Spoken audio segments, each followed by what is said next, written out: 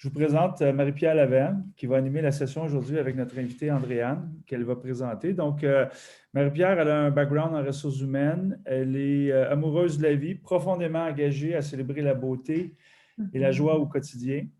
Le thème aujourd'hui sur la nutrition consciente est très près de son cœur parce qu'elle a fait un voyage il y a plusieurs années de transformation de sa santé et la nutrition fait partie intégrale de son bien-être. Donc, Marie-Pierre, c'est à toi. Merci Stéphane, merci. Tu l'as bien dit, je chéris beaucoup tout le sujet de la nutrition. C'était ma première porte d'entrée vers tout ce qui touche le mieux-être, tout ce qui touche la transformation. Perte de poids importante, il y a quelques années de ça, m'a amené à utiliser la nutrition comme outil pour d'abord perdre du poids. Mais avec les années, je me suis rendu compte que ça pouvait être beaucoup plus que ça, et beaucoup plus que ça. Donc, c'est très présent aujourd'hui dans ma vie. Puis, on a la chance d'avoir Andréane Martin. C'est un peu ça l'objectif, d'amener Andréane Martin, qui est diététiste nutritionniste, pour nous parler un peu plus de nutrition, pour pouvoir échanger sur la nutrition. Andréane, elle est conférencière connue, elle a écrit des livres, donc elle s'y connaît énormément dans le domaine. Elle est créatrice du programme de leadership en santé. Et tu es engagée, Andréane, sur la santé globale. Donc là, moi, j'ai parlé de perte de poids comme étant ma porte d'entrée, mais il y a beaucoup plus que ça. Et j'ai envie aujourd'hui, justement, de lancer la conversation avec toi sur la nutrition consciente. Tu as mentionné, je crois, dans une de tes conférences dans ta mission, c'était, et je vais le répéter parce que j'ai trouvé ça complètement magnifique, de rendre la maladie optionnelle. Donc, je rattache encore une fois beaucoup au mieux-être et j'ai envie de t'entendre et de te poser la question, quand on parle de nutrition consciente, qu'est-ce que c'est pour toi? Qu'est-ce que c'est la nutrition à la base? C'est un bien grand mot parce que la nutrition est toujours associée d'entrée de jeu. Mon Dieu, étant donné que je pense que j'ai envie de, avant de me prononcer, j'ai envie de faire un tour de table. Dans le chat, j'ai envie que vous puissiez me dire, admettons que, bon, je reprends la question de Marie-Pierre, qu'est-ce que c'est la nutrition ou peut-être, qu'est-ce que selon vous, la saine alimentation, la nutrition consciente? Puis, je vais aller vous lire. Je serais curieuse de voir un petit peu quel est votre avis de ce côté. Puis, par la suite, je prendrai le temps, effectivement, de vous donner mon avis avec des yeux de nutritionniste et avec tout le background et mon expertise à travers ça. J'adore ton idée. J'adore ton idée. Donc, soyez très généreux, soyez très libre d'écrire qu'est-ce que vous avez en tête, qu'est-ce que c'est pour vous la nutrition. Puis, si tu as envie de démarrer, juste pour nous donner peut-être des petits, nous réchauffer un peu, Andréane, sur... Absolument. Je dis, en fait, moi, depuis plus de 10 ans, on est fait de ce que l'on mange et de ce que l'on absorbe. Alors, c'est sûr que pour moi, la nutrition, c'est l'essence qu'on met dans notre voiture qui est la plus merveilleuse Formule 1, à mon avis. Mais au-delà de ça, et de façon beaucoup plus concrète, là, je vous dirais, ce sont les éléments essentiels qui nous permettent d'avoir de l'énergie pour faire notre journée de travail. Et ça, même après le marathon du matin.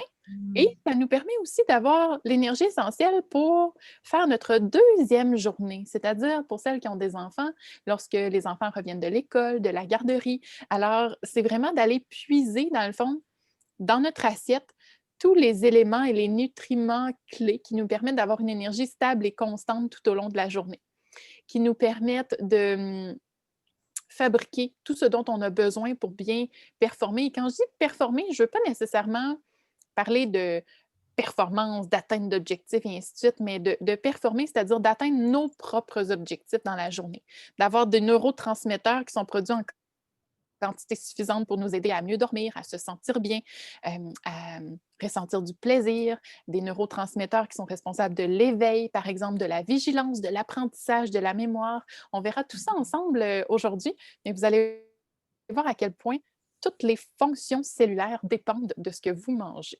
Alors, je suis curieuse d'aller vous lire. On a de Annie Roberge, être conscient de nos besoins. Claudine qui mentionne répondre à ses besoins et favoriser notre énergie et notre bien-être. alimentation équilibrée par Cléopatra, beaucoup de légumes, protéines, glucides de façon consistante, respect des repas.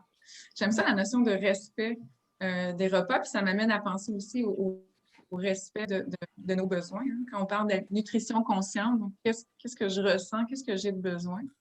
Ne pas succomber aux pulsions alimentaires ou compensations émotives. Choisir des aliments sains, cuisiner pour éviter les aliments transformés, retrouver le plaisir de manger. Ah, j'aime ça, Sabine. Écouter les signaux de faim de notre corps. Mélanie Jolin, pas facile. Pas facile de parler de nutrition ou peut-être d'entretenir la relation avec la nutrition. Donc, partant de tout ça, j'ai des mots-clés qui accrochent respect, de trouver le plaisir aussi, hein, quand on parle du mieux-être. Donc, la nutrition fait partie de notre quotidien. Donc, comment notre rapport à la nutrition, comment on a du plaisir aussi dans la cuisine, mais dans ce qu'on mange. Donc, si on pousse un petit peu plus loin avec la poursuite de la question, quand on parle d'alimentation consciente, tu disais, Andréane, d'aller chercher l'énergie dans notre assiette, aller puiser, dans le fond, des aliments, ce qu'on a de besoin pour avoir un niveau d'énergie. Absolument. Je pense que dans un premier temps, là, la nutrition consciente, c'est de prendre conscience de l'importance de chaque bouchée. Autant en termes d'éléments nutritifs, en termes de tout ce que ça peut nous apporter comme richesse, comme nutriments, mais aussi que chacune de ces bouchées-là soit, comment dire, que vous n'ayez pas nécessairement l'impression, qu'il y ait du plaisir à la consommation également de ces aliments-là. Parce que dites-vous bien que si vous décidez d'intégrer certains aliments, bon, que vous connaissez la valeur nutritive peut-être non ajoutée, qui n'est pas nécessairement de valeur ajoutée, pardonnez-moi, à ces bouchées, si à chacune des bouchées de cet aliment plaisir-là ou de cet aliment peut-être un peu moins nutritif, votre discours interne et tout de vous mentionne le tort que peut créer cet aliment-là, eh bien, sachez que votre intestin et votre cerveau communiquent ensemble à chaque seconde et malheureusement, effectivement, l'aliment en question ne sera pas absorbé et ne travaillera pas nécessairement de la même façon. Donc oui, les pensées relatives à chaque bouchée sont importantes et la qualité de chaque bouchée est définitivement hyper importante. Puis ça, on vous donnera des trucs et astuces là, au courant de la présentation de ce midi. J'aime ça ce que tu apportes. Puis ça, c'est un volet qui est intéressant. Donc, toute la notion un peu de culpabilité, quand tu me parles de conscience, donc le rapport qu'on entretient par rapport à ce qu'on met dans notre assiette a un impact, ce que j'entends, sur le niveau de digestion, sur notre capacité à aller retirer l'énergie, dans le fond, des aliments. Donc, il faut en venir à changer le rapport qu'on a par rapport à ce qu'on mange. La relation à la nourriture, ça, c'est définitivement un point à travailler. Ne serait-ce que le stress. Bon, vous connaissez, pour celles et ceux, pour celles. Ah, mais non, Stéphane. Stéphane. Faut pas que je t'oublie, Stéphane. Alors, pour celles et ceux qui... Mon Dieu, j'en ai même oublié ce que je voulais dire. On parlait de quoi? Pardonnez-moi. On parlait, dans le fond, du rapport que l'on entretient avec la nourriture. Donc, oui. Bon, ben, je m'excuse, là, moi. Ah non, vas-y. Il y a une parenthèse personnelle, là, il y a une carence que j'ai. Je tente d'être cordonnier bien chaussé au quotidien pour vraiment intégrer tous les conseils nutritionnels que je propose. Mais il y a une carence que j'ai depuis 14 mois, c'est celle du sommeil. Alors, parfois, ça crée des petits bugs de cerveau comme ça et c'est grâce à un magnifique petit garçon très dynamique. Donc, bref, vous saurez me pardonner. Oui, donc, ma chère. Le stress que l'on vit au quotidien, cette fameuse charge mentale qui est quand même très présente chez le public féminin, là, du moins de ce que j'entends, moi, du côté, de ce côté-ci de la médaille. Là, cette charge mentale-là, ce stress-là a un impact sur vos bactéries intestinales que l'on nomme le microbiote intestinal. Et ces bactéries-là ont des impacts majeurs autant sur notre santé physique que notre santé mentale. Et le stress vient perturber, en fait, vient modifier graduellement le type de bactéries qu'on retrouve dans l'intestin. Cela fragilise un petit peu la paroi de votre intestin et effectivement, ça peut créer soit une surréaction de notre système immunitaire, donc ça fragilise l'immunité. On peut se retrouver avec un milieu un peu plus inflammatoire qui met le terrain graduellement pour malheureusement développer des maladies chroniques, l'obésité, maladies cardiovasculaires et ainsi de suite. Et la dépression, des symptômes anxieux, la difficulté de gérer notre stress, difficulté à dormir et ainsi de suite. Donc, le stress en tant que tel ou le simple fait de voir nos bouchées de façon négative, d'avoir une relation malsaine avec la nourriture, en soi, c'est un stress et en soi, effectivement, ça peut avoir un impact sur la façon dont on absorbe et on utilise les nutriments. Donc, il faut complètement reprogrammer peut-être à certains niveaux notre, toutes les croyances qu'on entretient par rapport à il y a un aliment interdit, ou ça, je dois pas le manger, ou ça, c'est approprié. Donc, il y a vraiment une invitation, c'est ce que j'entends et tu seras me confirmer, mais dans la nutrition consciente, de vraiment être complètement présent devant notre assiette et Oui. non simplement... Oui, puis ça, il y a des nutritionnistes au Québec qui sont spécialisés dans ce domaine-là et qui font un travail incroyable. Si jamais, tu sais, vous dites, hey, mon Dieu, ça c'est moi, au niveau de la relation à la nourriture, c'est vraiment difficile, je pourrais à ce moment-là, dans le chat tout à l'heure, mettre certaines références pour vraiment prendre la problématique en main puis régler ça rapidement parce que manger, ça doit demeurer un plaisir. Puis au-delà de ça, manger doit être considéré, comme je le disais, là, comme votre meilleur carburant que vous mettez dans la magnifique voiture que vous avez entre les mains. Moi, j'ai toujours cru que la machine humaine était la chose la plus merveilleuse, parmi les choses les plus merveilleuses que la nature a conçues, alors aussi bien en prendre soin. Et c'est drôle parce qu'on me pose souvent la question, Andréane, qu'est-ce qui fait que tous les programmes, tout ce que tu mets en place est toujours axé sur la prévention, alors qu'on est dans un monde qui est davantage axé sur le curatif? Et la réponse qui me vient souvent en tête, c'est ben, j'ai eu la chance et l'opportunité que la vie me donne tout pour être en santé. Alors, il est hors de question que je gaspille ce précieux cadeau, cet héritage. Et c'est un petit peu ce qui me motive justement à tout mettre les éléments clés dans notre assiette. J'ai envie de te poser la question parce qu'on est pratiquement qu'il y a des femmes ici ce midi. Est-ce que dans ton expérience, dans ta pratique, il y a des différences ou il y a des éléments qu'on doit prendre en considération dans la nutrition au féminin? Est-ce qu'en fait, il y a une nutrition au masculin et une nutrition au féminin? Et si oui, bien, qu'est-ce que c'est exactement? Ben, puis même entre femmes, il y a des différences. Je reviens encore à mon expertise, là, le microbiote intestinal. Vous savez, votre signature bactérienne, je vais le dire comme ça, c'est vraiment votre empreinte, c'est un petit peu comme votre empreinte digitale. Donc, nous sommes toutes habitées par 100 000 milliards de bactéries, virus et levures. Il y a des patrons quand même qui se ressemblent, mais notre microbiote est individuel à chacun de nous. Donc, ce qu'une collègue va intégrer pour atteindre ses objectifs ne sera pas nécessairement ce que vous devez intégrer pour atteindre le même objectif.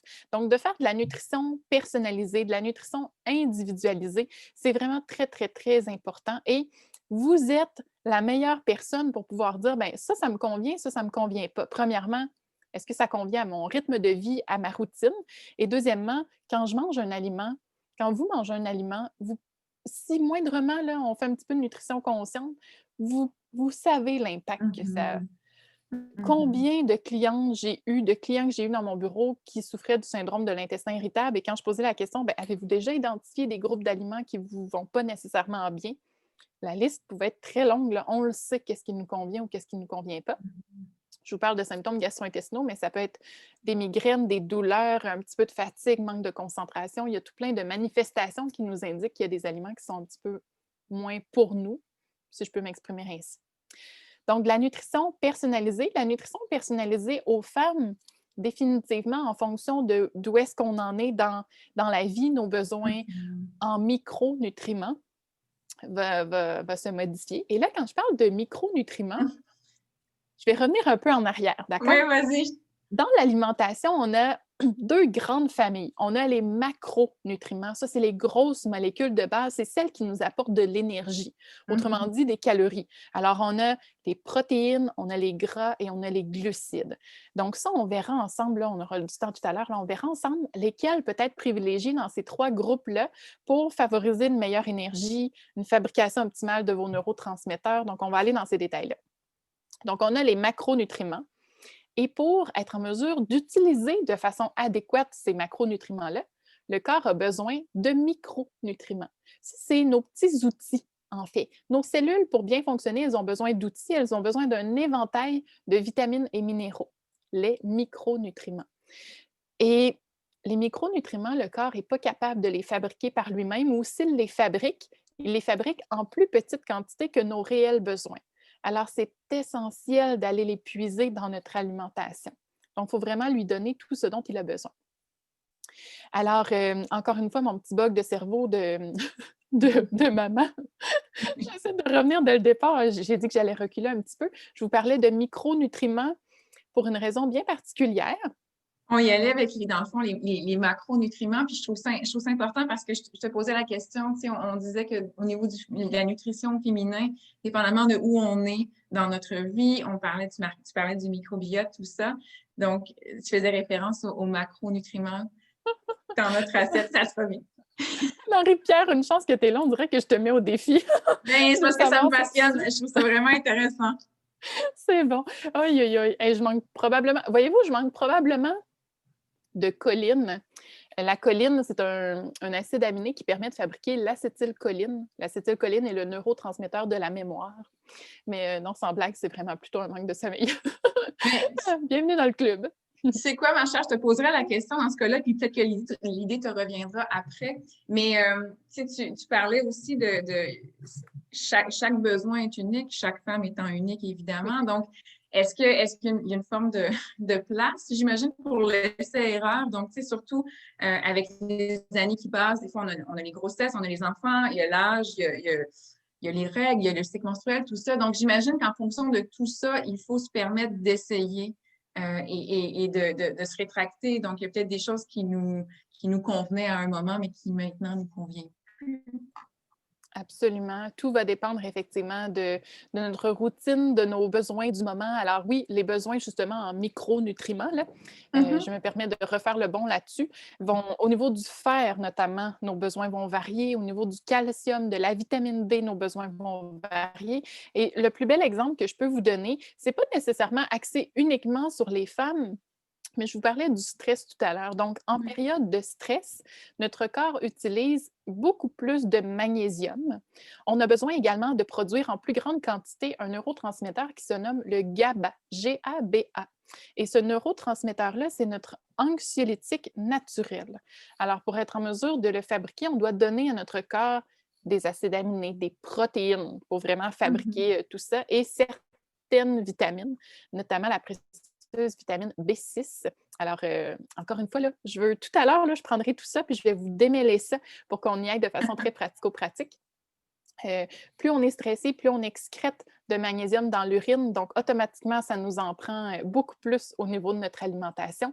Donc, oui, il y a des besoins particuliers en fonction des moments de la vie.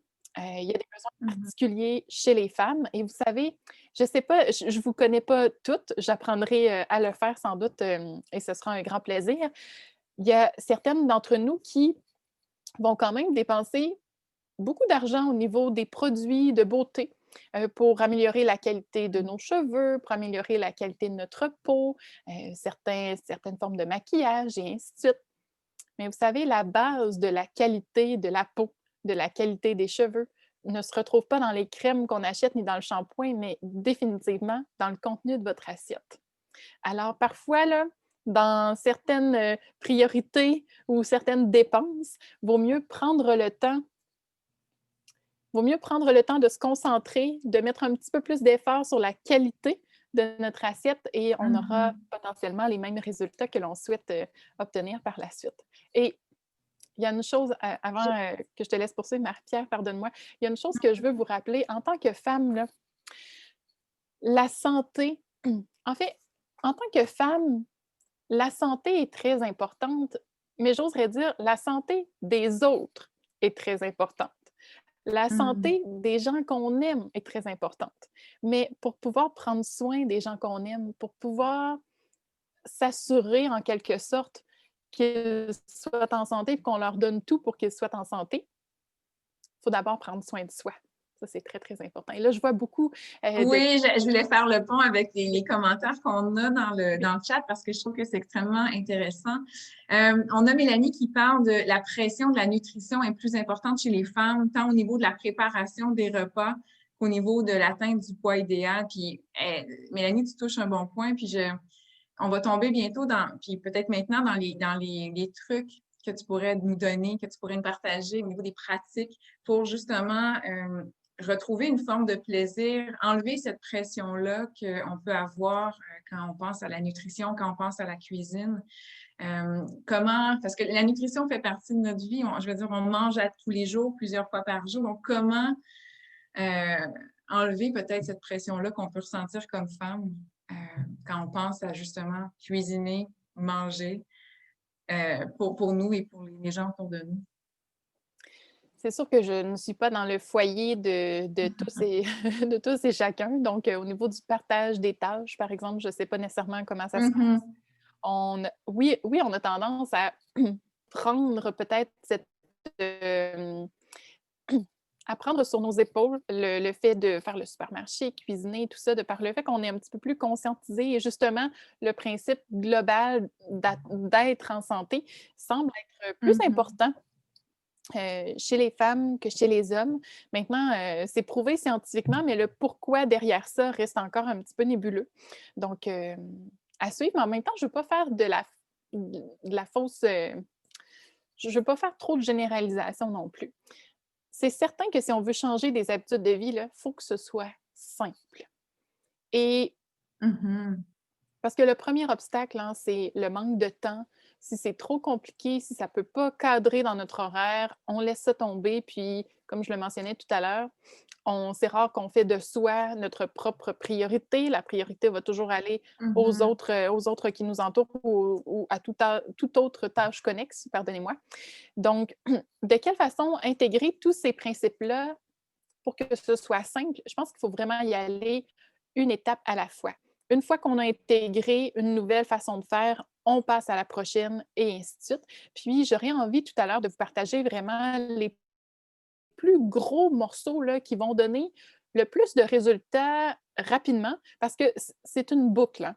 Plus vous avez de résultats, donc plus vous avez d'énergie, de concentration, plus vous allez être par la suite prête à mettre davantage de temps dans votre planification de repas. Vous allez être plus motivé justement à prendre soin de vous parce que vous voyez les résultats et là, la spirale débute, là, la spirale du positif. Là. Commence. Absolument. Mais on commencerait par où? Dans le fond, c'est un peu la question que tu sais, souvent, les gens vont se poser, OK, j'ai des enfants ou j'ai pas d'enfants, mais je veux prendre soin de moi, ma santé, mais aussi mon mieux-être. On parlait de la gestion même des émotions, l'impact que ça peut avoir ce qu'on met dans notre assiette. Mais on n'a pas tous des connaissances en nutrition. On a un temps limité pour faire l'épicerie. Donc, on se dit tout le temps, mais je commence où avec tout ça? Donc, tantôt, tu parlais des aliments. Donc, je serais curieuse de t'entendre peut-être un point de vue vraiment dans ton expertise. Qu'est-ce que tu nous partagerais comme message pour simplifier ça puis s'approprier peut-être le concept? Avant même que je vous partage, par exemple, qu'est-ce qu'un repas équilibré et quelles sont peut-être les fondations de votre maison là, pour vous assurer par la suite que la construction se fasse à vitesse grand V. Avant ça, je ne vous ferai pas de cachette. Là. La principale chose sur laquelle vous devez travailler, et ça, c'est partout, dans toutes les sphères de notre vie, c'est la planification. Et c'est maintenant scientifiquement prouvé. Hein. 1 heure de planification nous permet de sauver 4 heures de notre temps par la suite dans la semaine. Donc, autant sur la gestion des courriels, la planification de votre agenda que sur la planification des repas de la semaine. Alors, si on est bien planifié, et dans cette planification-là, j'entre la possibilité d'avoir près de soi tous les outils dont on a besoin si jamais ça chire un peu, permettez-moi l'expression, au niveau de notre planification. Donc, oui, d'être bien planifié, mais d'avoir tous les indispensables à portée de main dans le frigo, dans le congélateur et dans le garde-manger. Et à partir de ces indispensables-là, je vous mets au défi. Je vous donne en fait le défi suivant. Là. Sortez peut-être quelques recettes rapido presto que toute la famille aime et qui se font rapidement à partir de ces indispensables-là. Une fois qu'on a ça, là, on a la base pour aller un peu plus loin et dire, OK, qu'est-ce qu'un repas équilibré pour la femme que je suis? Par quoi je dois commencer au niveau des changements d'habitudes alimentaires? J'ai une question ici. Moi, je cuisine en quantité des repas sains et je congèle. Définitivement, Sabine. Donc, ça fait partie d'une saine planification. La congélation, c'est notre meilleur allié. Puis, tout se congèle, ou presque. Donc, moi, dès que je fais une recette, par exemple, le dimanche, ou peu importe la journée de votre meal prep, là, dès que je fais une recette, je la fais en plusieurs portions et je congèle.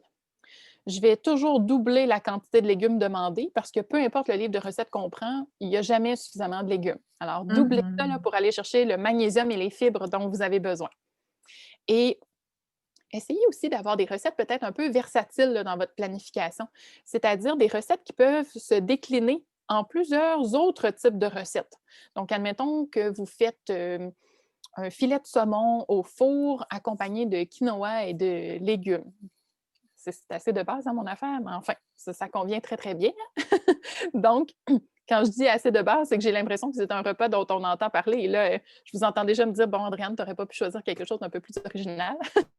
Mais bref, c'est facile, ça fait la job et ça convient très bien parce qu'on a tout ce qu'il faut dans cette assiette-là pour bien nourrir nos neurones et nos cellules. Alors, à partir de ça, quand je vous disais des recettes versatiles, c'est que si on fait cuire plus de quinoa, on peut le faire congeler tel quel, ou ça peut devenir une salade repas le lendemain midi. Même chose avec le saumon. Alors, ce soir-là, c'est des filets de saumon, mais par la suite, on peut prendre ça, mélanger ça avec des céréales sèches, des œufs, un peu de légumes mélangés ou de légumes congelés là, pour la sauce à spaghetti, par exemple, et on s'en fait des boulettes de hamburger, ou on s'en fait des croquettes. Donc, chacune de nos recettes peut être versatile en ce sens qu'elles peuvent se transformer en plusieurs autres recettes par la suite. Donc, une bonne planification va nous permettre de penser à tout ça. Décliner, j'adore cette idée-là parce que effectivement, tu parlais de simplicité, puis tu t'es repris avec le quinoa et le saumon, mais en même temps, ça peut être parfait. On parlait tantôt c'est Mélanie qui parlait de la pression qu'on se met souvent pour être varié, pour que ce soit donc beau, que ça soit bon, mais en bout de ligne, c'est ce qui fonctionne pour vous, c'est ce qui fonctionne. Donc, même si c'est du quinoa ou du riz qui revient 3 fois durant la semaine, si ça fonctionne, on y va avec ça. Et j'aurais envie c'est moi qui reviens un peu en arrière parce qu'on a parlé, tu as mentionné un peu plus tôt la notion de changer notre rapport à la nourriture, à ce qui est dans notre assiette. Et je serais curieuse de t'entendre sur, mais quelles sont les croyances peut-être que les clients que tu rencontres ont par rapport à la nutrition? Donc, on parlait des interdits, mais quelles sont les croyances que tu entends le plus souvent par rapport à l'alimentation? Oh là là! C'est une très bonne question. C'est une très bonne question, puis en même temps, je suis bombardée là, actuellement d'idées qui me viennent en tête.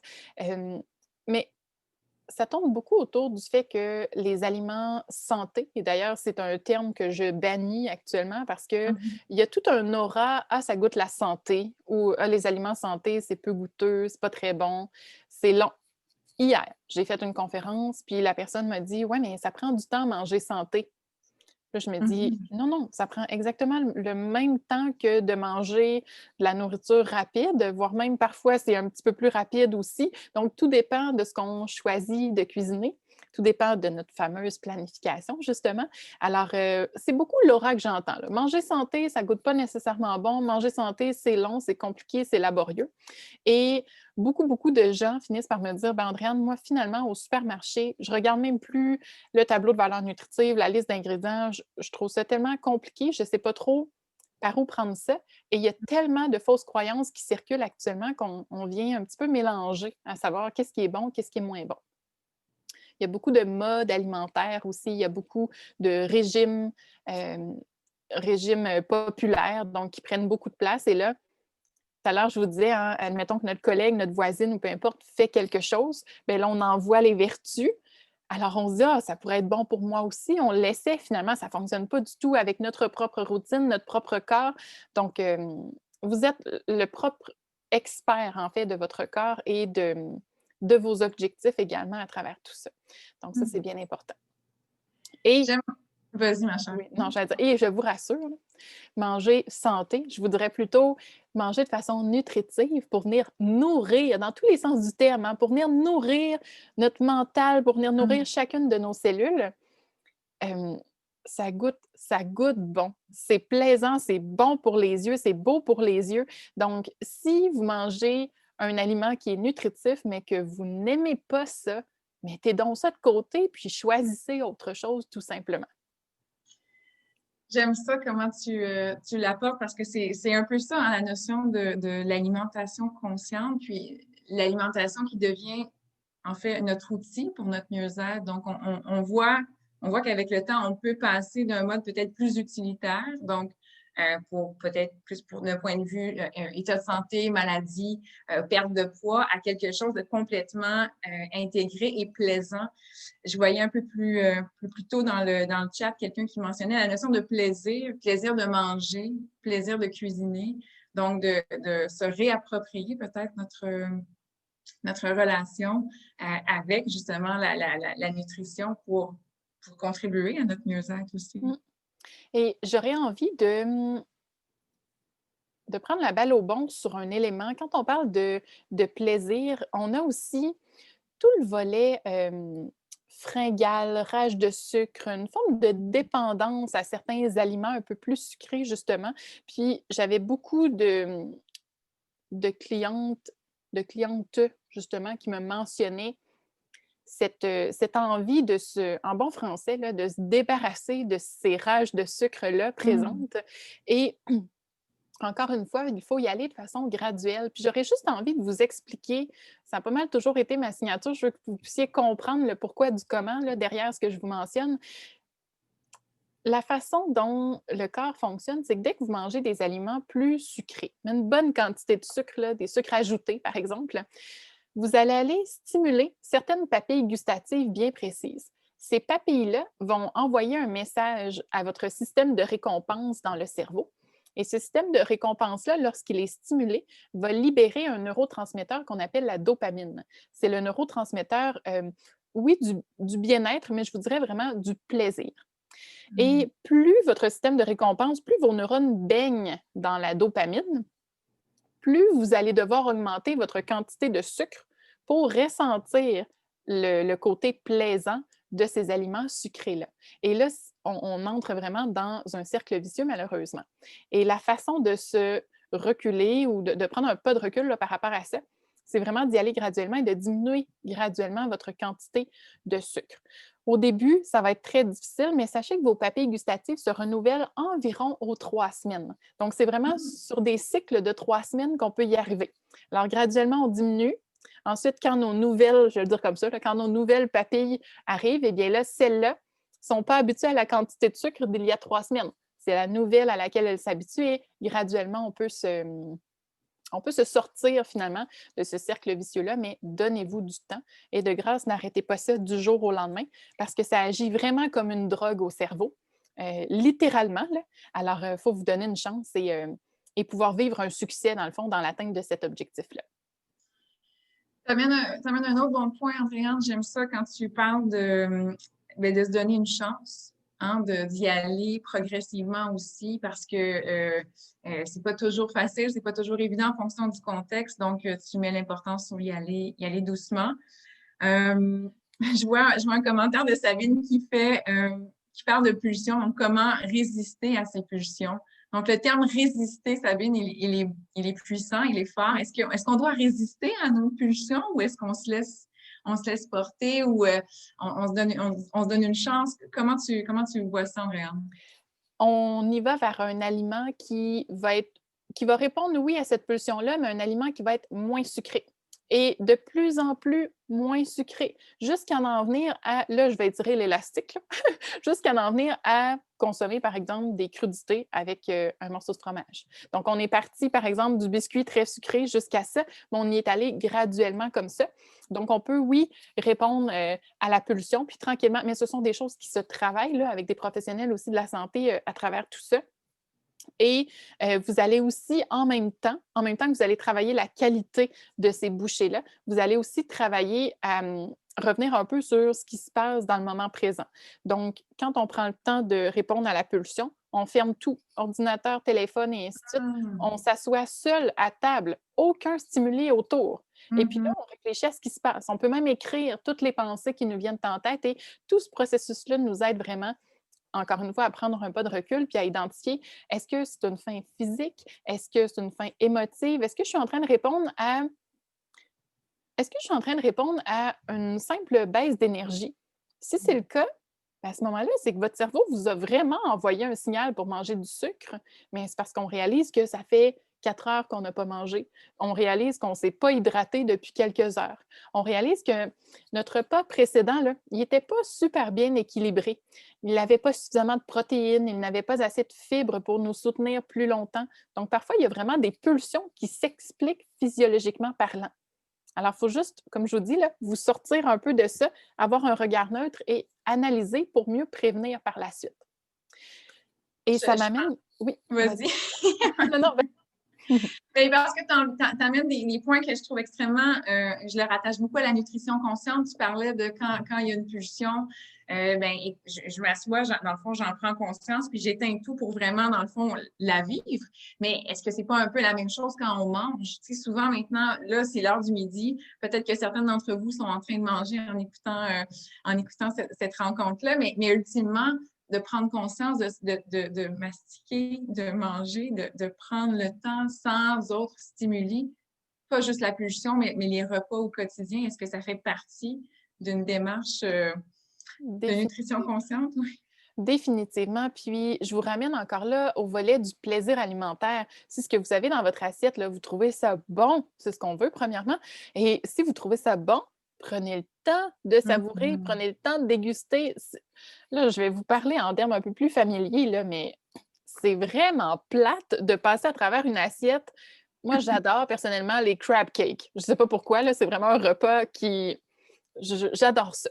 Et si moindrement, j'ai parlé au téléphone pendant que je mangeais ou que j'ai mangé ça sur le coin de ma table parce que j'avais une rencontre plus... Je trouve ça tellement plate parce que je me dis, mais bon, crab cake! Alors, prenez le temps de savourer les aliments que vous aimez. Et Mélanie nous écrit, mes 2 ennemis, Oui. notamment la fatigue. Et ça, je veux y revenir parce que le stress, la fatigue, oui, ça fait en sorte qu'on va vers des aliments souvent un peu plus sucrés. On déborde un peu au niveau des portions parce que votre corps vous dit « Hey, je suis fatigué ». Puis quand le cerveau reçoit ce message-là de fatigue, ben, il se dit « Ah, OK, ben, je vais lui donner de l'énergie. Alors, je vais lui envoyer un message pour qu'elle mange davantage. Je vais lui envoyer un message pour qu'elle mange plus de sucre parce qu'elle me dit être fatiguée. Donc, par conséquent, ça lui prend de l'énergie rapide. Alors, vous vous battez contre vous-même. Si vous êtes fatigué avant de manger, là, prenez le temps, faire un tour de rue, allez vous oxygéner, prenez quelques minutes pour vous, là, tranquille, allez respirer un peu, peu importe le moyen que vous prenez, juste pour... Il y a de la cohérence cardiaque qui existe en raison de 5 minutes. Vous prenez ce 5 minutes-là pour vous, puis ensuite, oups, on s'est réénergisé un peu, et là, on peut commencer à manger. Juste pour éviter justement que la fatigue nuise à vos choix alimentaires et nuise à la quantité d'aliments aussi que vous allez prendre. Donc, je vois vraiment l'importance de ralentir, de sortir un peu du rythme rapide dans lequel on peut être pour vraiment prendre conscience non seulement de nos signaux, mais après ça, des choix qu'on va faire pour mettre dans notre assiette. Absolument. Puis, oui. Non, vas-y. C'est bon. Ben, c'est parce que la fatigue me fait penser aussi aux trucs et astuces que je voulais vous partager pour avoir des repas complets, pour intégrer tout ça aussi dans votre planification des repas, pour vous assurer de maintenir un niveau d'énergie constant, pour ne pas être épuisé à la fin de vos journées. Votre carburant, la qualité de celui-ci est quand même très important là, dans les multiples autres facteurs. Il y a de multiples autres facteurs, pardonnez-moi, mais celui de la nutrition est quand même un gros morceau du puzzle. Dans ce repas-là, c'est sûr que pour les plus visuels, je vous référerais à l'image la plus simple, soit celle de l'assiette santé. Hein. Une demi-assiette de légumes, des protéines à tous les repas, puis le quart de l'assiette en produits céréaliers. Donc, le produit céréalier, là, il n'occupe pas toute l'assiette avec juste 2-3 carottes puis un petit peu de protéines. Au contraire, hein, la répartition est complètement différente. Et ça m'amène à vous parler du pourquoi, du comment, encore une fois. Les protéines dans votre assiette, moi, je compare toujours ça à un collier de perles. Vous m'avez peut-être déjà entendu parler de ça dans des conférences précédentes. Les protéines, c'est notre collier de perles qui, tout au long de la digestion, va se séparer en petites perles qu'on appelle les acides aminés. Et les acides aminés vont se retrouver au niveau du cerveau pour fabriquer les neurotransmetteurs dont on a besoin. La mélatonine pour mieux dormir, la sérotonine pour se sentir bien, le GABA dont je parlais tout à l'heure pour diminuer un petit peu notre stress. Et j'en passe. Là. Il y a beaucoup, beaucoup. En fait, les neurotransmetteurs, il y en a plus d'une centaine qui ont été identifiés jusqu'à maintenant. Et tout ce beau monde-là est fabriqué à partir des protéines dans votre assiette. Les protéines aussi, c'est une énergie de longue durée. Alors, dès que vous avez des protéines dans votre assiette, automatiquement, on a une énergie beaucoup plus stable sur une longue période de temps. À part des protéines, on a besoin d'un apport maximal en légumes. Et les légumes contiennent 2 choses essentielles, des fibres alimentaires pour venir nourrir vos bactéries intestinales. Si elles sont bien nourries, ces bactéries-là vont produire tout plein de petites molécules qui vont favoriser votre immunité, qui vont diminuer l'inflammation, qui vont agir aussi au niveau de la façon dont vous métabolisez l'énergie. Je veux juste vous l'expliquer, faire une petite parenthèse ici. Moi, je trouve ça fascinant. En fonction du type de bactéries que vous avez dans l'intestin, si vous leur donnez des fibres alimentaires, elles vont produire ce qu'on appelle des acides gras à chaîne courte. Et plus on a d'acides gras à chaîne courte, il y en a un parmi eux qui a vraiment le potentiel de vous permettre d'utiliser les calories que vous mangez au lieu de les entreposer. Alors, vraiment, c'est de là que découle le lien justement entre le surplus de poids, l'obésité et le microbiote intestinal, en plus du volet inflammatoire. Donc, c'est vraiment, vraiment intéressant. Alors, nos légumes nous apportent des fibres alimentaires. Les fibres vont permettre au sucre aussi de s'absorber lentement. Donc, encore une fois, énergie stable tout au long de la journée. Et les fibres, ça prend de la place. Donc, ça va vous aider à mieux gérer vos portions. Alors, ça va aider au signal de faim, au signal de satiété. Donc, nos légumes nous apportent des fibres. Autre élément crucial contenu dans les végétaux, dans les légumes, c'est le magnésium. Très, très important en période de stress, comme je vous le mentionnais. Le magnésium, c'est comme le comédien le plus populaire. Là. Pendant 2 ans, des fois, là, les téléséries, on dirait qu'il y a un comédien qui est toujours là tout le temps. Là. Ça, c'est le magnésium. Alors, le magnésium, il est essentiel à plus de 300 réactions biochimiques dans votre corps. En ce moment même, là, il y a 300 réactions qui se produisent qui ont besoin du magnésium qu'il y avait dans votre déjeuner ce matin. Incroyable. Et finalement, nos produits céréaliers. Quand on y va vers les versions entières, donc encore une fois, ça nous apporte des fibres alimentaires et ça nous apporte des précieuses vitamines, les vitamines du groupe B. Ces vitamines-là sont essentielles, encore une fois, j'utilise beaucoup trop ce mot-là, pardonnez-moi, à la fabrication de certains neurotransmetteurs. Tous ceux dont je vous ai parlé tout à l'heure. Meilleur sommeil, bien-être, donc stabilisation de l'humeur, de l'énergie, meilleure gestion du stress également. Donc, voyez-vous à quel point, derrière cette image-là, il y a de nombreux concepts que là, vous pouvez comprendre et qui vous donneront potentiellement la motivation de dire « OK, chaque bouchée a vraiment une influence sur ce que je suis et sur ce qui se passe en dedans de moi. » J'ai envie de te poser la question avant d'aller peut-être vers notre auditoire pour leur laisser place aux questions, mais tu parlais de protéines, puis en ce moment, on entend beaucoup, tu sais, on parle de mode, mais par rapport au végétarisme, on a tous aussi tous les produits, sans produits laitiers aussi. Donc, je ne sais pas, là, je fais vraiment appel à ton expertise au niveau diététique et nutrition. Est-ce que c'est quoi ton approche ou ta posture par rapport à ça au niveau des protéines végétales, animales, produits laitiers, tout ça, les œufs? Tu te positionnes où? Qu'est-ce que tu penses de tout ça? Je vous dirais le plus grand concept, les 2 grands concepts à retenir, et ça, je l'ai vu passer notamment quand on a posé la question qu'est-ce qu'une nutrition consciente, d'aller vers les aliments les plus bruts possibles. Voire même, si on est une amatrice de viande, là, vers les viandes biologiques, par exemple. Donc, le plus brut possible, pas de transformation. On laisse de côté les charcuteries ou les viandes très transformées.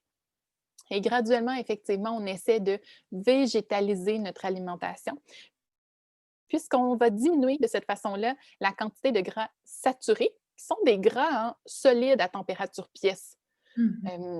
Alors que les bons gras, ce sont des gras plus fluides, liquides à température pièce. Donc, quand ces gras-là se retrouvent dans notre cerveau, vous serez d'accord avec moi que le gras liquide va favoriser la communication des Ouais. neurotransmetteurs plutôt que le gras solide.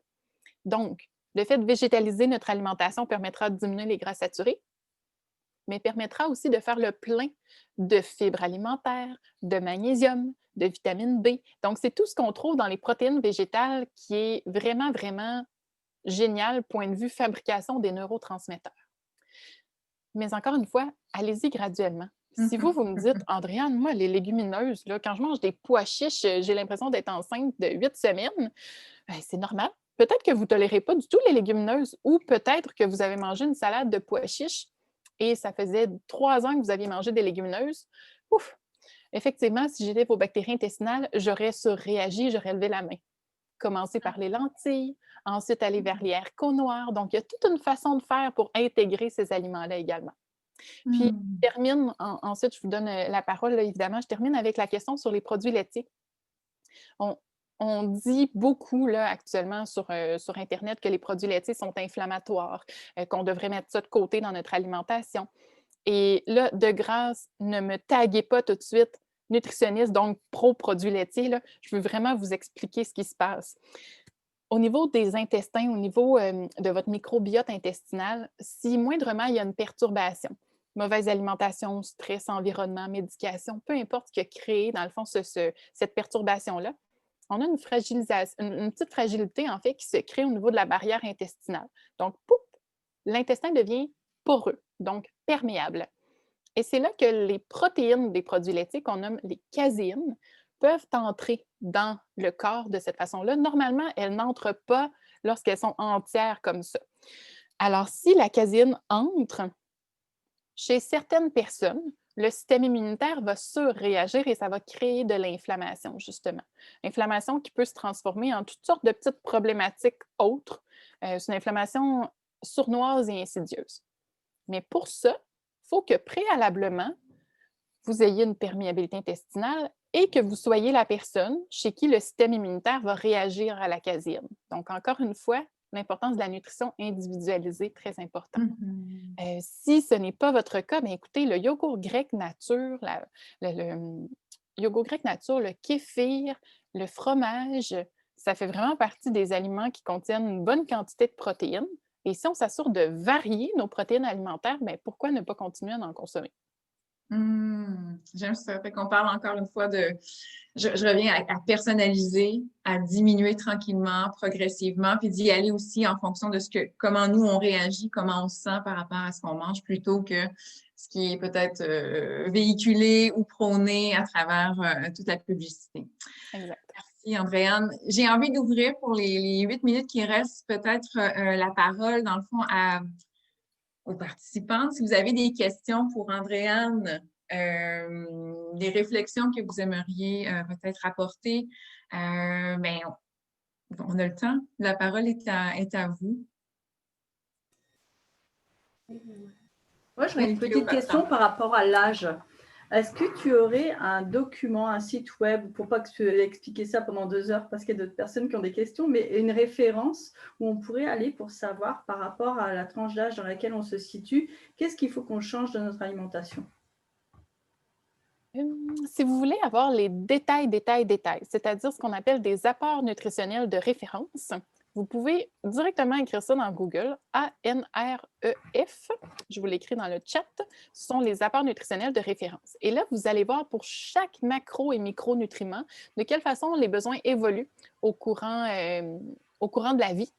Puis là, par la suite, si vous voyez qu'il y a des bonnes variations, comme par exemple au niveau du fer, bien là, par la suite, vous pourrez aller voir, par exemple, quelles sont les sources alimentaires de fer et là, essayez peut-être d'aller sur autre chose que Passeport Santé et Doctissimo. Donc, des sites peut-être d'équipes de nutrition, là, un nutrisimple.com, équipenutrition.ca, donc qui ont quand même des articles de blog intéressants et validés par la science. Merci, Andréane. Cléopatra, je crois que tu avais une question.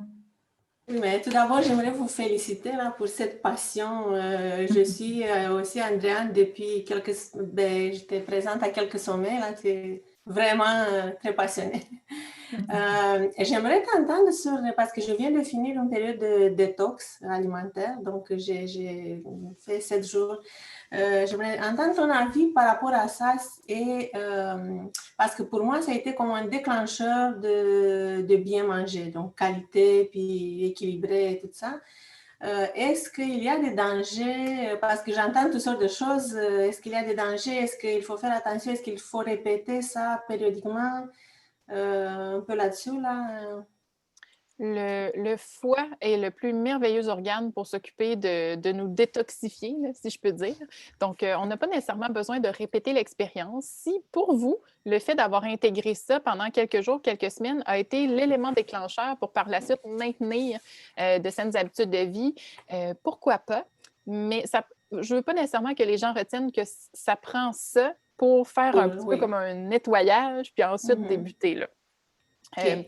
Et tout dépend du type de détox qu'on fait, parce qu'il y en a beaucoup qui, au final, c'est le simple fait d'intégrer beaucoup d'aliments diurétiques et des aliments qui créent quand même un gros mouvement au niveau de l'intestin. Alors, on est toujours rendu aux toilettes et là, on se dit « Hey, ma détox fonctionne, je passe mon temps à éliminer », mais c'est pas nécessairement bon signe parce que si vous urinez à ce point-là pendant la détox, si vous allez souvent aux toilettes, on a des précieuses vitamines, les vitamines du groupe B dont je vous parlais tout à l'heure, la vitamine C, ce sont des vitamines hydrosolubles.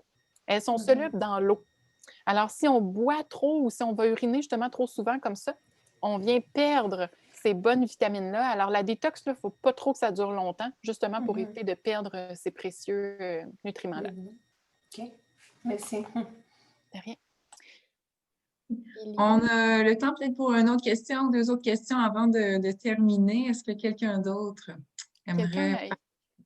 Quelqu'un avait écrit « J'ai des problèmes de glande thyroïde et j'aimerais savoir les aliments qui pourraient aider à ce niveau. »